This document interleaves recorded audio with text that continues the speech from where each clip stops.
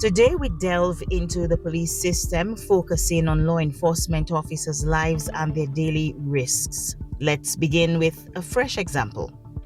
Constable Travon Giddens. This officer was shot multiple times during an incident on May 26. He sustained several bullet wounds and had one of his legs amputated a few days ago. He is currently recovering at the Celeste Medical Center, while authorities continue their search for the suspects who shot him. The shooting occurred after 1:30 in the morning at a nightclub on Potter's Main Road, where Constable Giddens was responding to a report of criminal activity. However, the incident involving Giddens raises several thought-provoking questions about public safety, the risk faced by law enforcement, and community responsibility. Firstly, it highlights the precarious nature of policing, especially in high-risk environments. Okay, so we know some of you have issues with law enforcement officers, and it would be remiss of us not to mention the vexing issues that drive your feelings. Residents, for example, have been expressing their frustration with law enforcement following a series of troubling incidents, including the shooting of Manny James and the alleged involvement of officers in Bruce Greenaway's death. Additionally, accusations of police brutality continue to surface across the nation.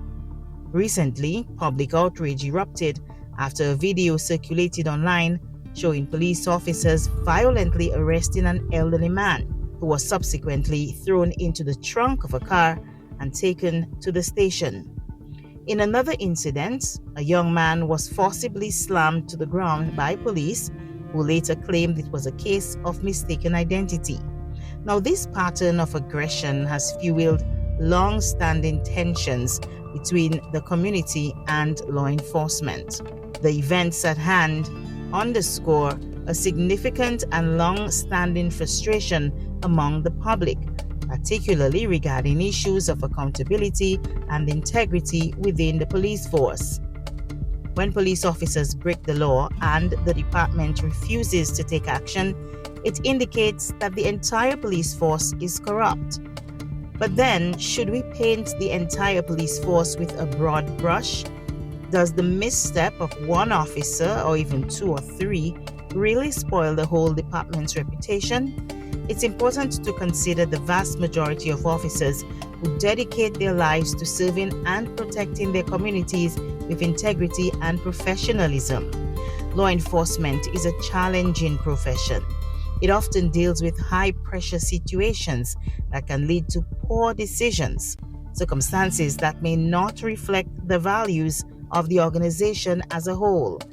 When we focus solely on the negative actions of a few, we risk overshadowing the hard work and commitment of those who genuinely strive to make a positive difference. Imagine a country with no law enforcement.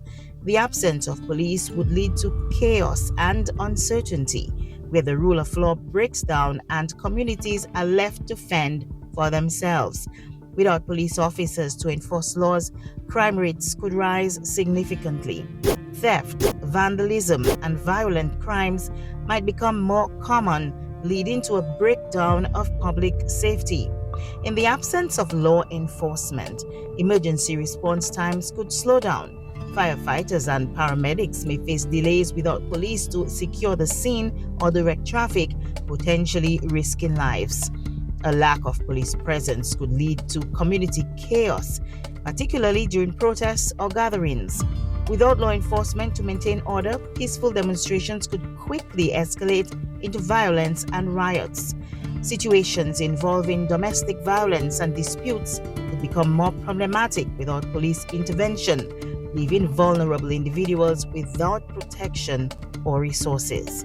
The role of law enforcement is not just to enforce the laws, but also to foster a sense of safety and security. Instead of generalizing and fostering negativity, perhaps we should focus on accountability and reform to address any wrongdoing within the force. These individuals are the first line of defense in crisis. The sacrifices they make, working long hours, being away from their families, and coping with the emotional weight of their responsibilities underscore the critical need for support systems that prioritize their well-being. In the end, it is essential to differentiate between the actions of some whom we call dirty cops and focus on the collective mission of those who wear the badge with pride.